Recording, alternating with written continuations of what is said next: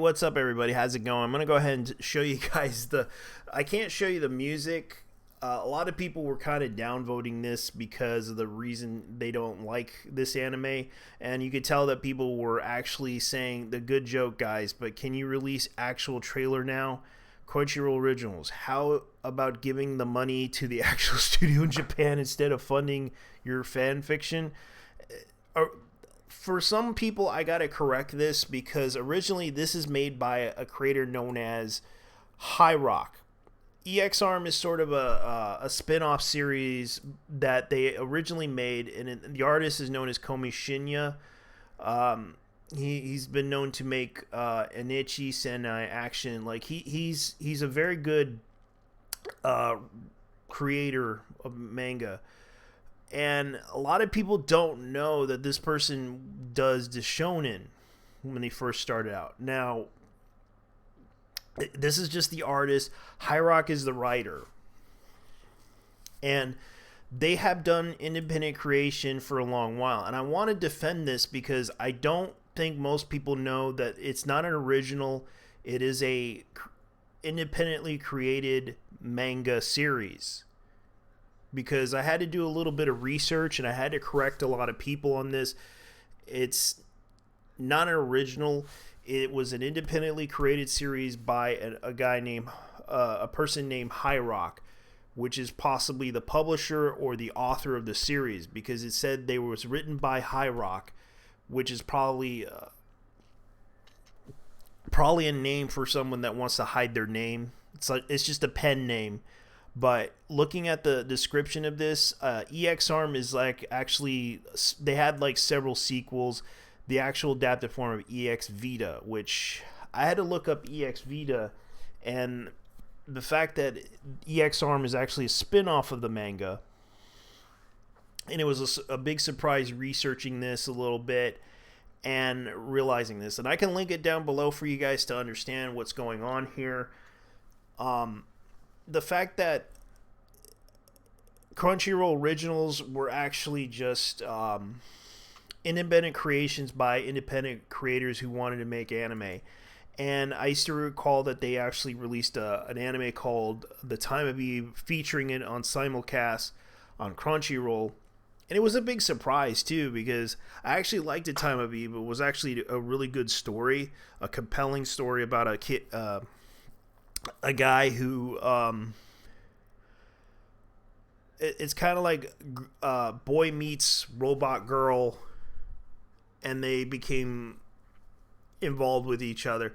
And it was actually a really sweet story, and it involves a cafe as well, which he tries to understand the feelings, because it's kind of like a connection between man and machine, and how the connection between the bond of them is kind of an interesting story.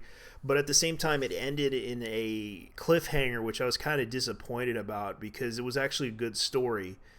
And the thing about this story was, like, it actually just talks about that issue, the issues that were going on. But reading how people were treating the ExArm and the Crunchyroll originals, you have to understand they were upset about how the animation was.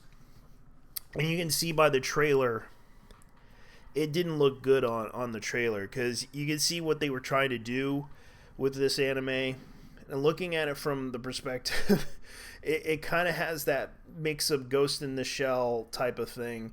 And they try their best to make it really, really good, but at the same time, it looks very. They do these slow motion animated things.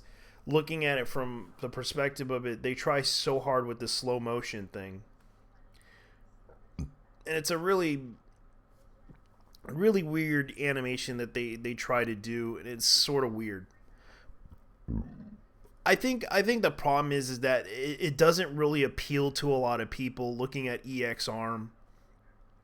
And I can see why, because you could tell that people were making jokes about this.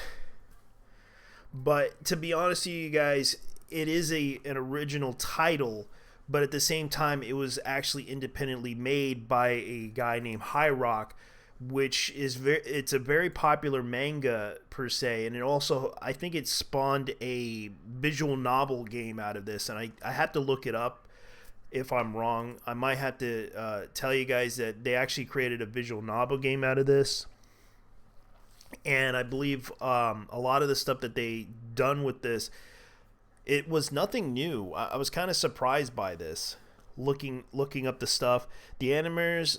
And like this person said, animators, so a lot of stuff is still clunky in the animation, but already the base on the trailer, we just need to polish the animation textures and models and add some scenes and narration to connect the scenes to make sense out of them. To fix one of the mecha textures that were bugged, it didn't render properly. But with a little more time, we can fix the issue. And Crunchyroll higher up, we already uploaded the trailer. It seems like the person is trying to make a lot of sense about this, and I can see that the person named Yoshi Spartan talked about this. I'm not going to try to disrespect anyone or disrespect the animators or do anything like that. I do agree with this point that they're making. It could improve a little bit, and I understand that they're releasing this in 2021, and I hope it would do better, because right now a lot of people dislike this animation.